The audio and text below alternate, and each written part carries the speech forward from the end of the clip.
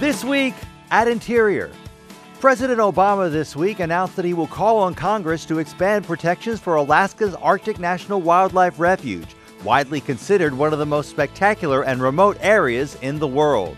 It supports caribou and polar bears, all manner of marine life, countless species of birds and fish, and for centuries it's supported many Alaska Native communities. But it's very fragile.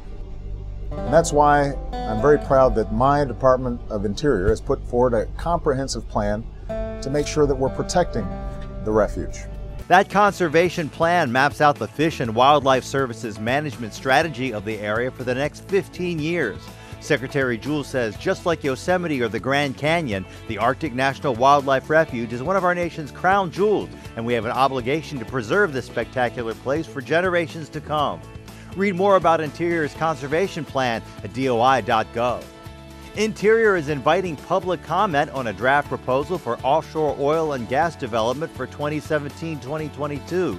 The draft plan makes available nearly 80% of the estimated resources for leasing while protecting certain areas that are too special to develop.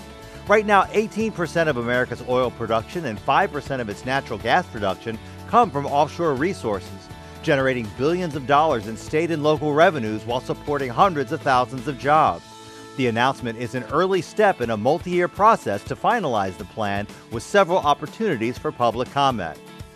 Speaking of offshore energy, the Bureau of Ocean Energy this week held the fourth competitive lease sale for renewable energy in federal waters for potential wind energy development, this one at a site offshore Massachusetts. BOEM expects to hold another competitive lease sale offshore New Jersey later this year, all part of the president's plan to develop clean domestic energy sources, create jobs, and cut carbon pollution. New images of last week's Southwestern swing that saw Secretary Jewell announcing the approval of a major renewable energy project. The SunZia Southwest transmission line, a $2 billion infrastructure project for the American West, will enable future development of wind and solar energy from New Mexico and Arizona, providing renewable power to the growing desert Southwest region and creating thousands of new jobs during and after its construction. The official swearing in this week for Park Police Chief Robert McLean, a 23-year veteran of the force. The ceremony took place at Ford's Theater in Washington, D.C. McLean has been acting Park Police Chief for the last year.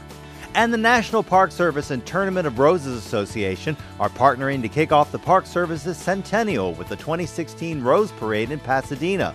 The collaboration showcases the common interests of the Park Service and the Tournament of Roses Association to engage America's youth, support an ethic of volunteerism, and embrace the diversity of American culture. Find out more at nps.gov. That's This Week at Interior.